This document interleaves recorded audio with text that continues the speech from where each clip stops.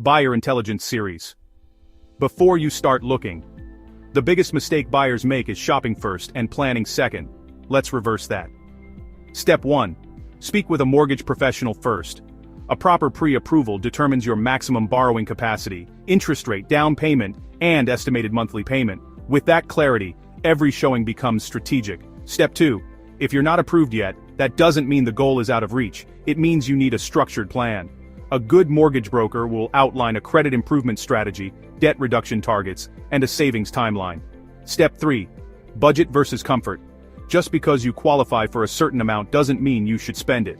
Buying within your comfort range creates stability. Step 4. Define the real target. Once financing clarity exists, we define your true price range, timeline, down payment, and closing costs. Now you're executing a plan. If you appreciate this practical, experience-based approach, follow for more insights drawn from over 1,000 completed transactions. I'm Marty with RE/MAX Real Estate, and that's where the buying process begins.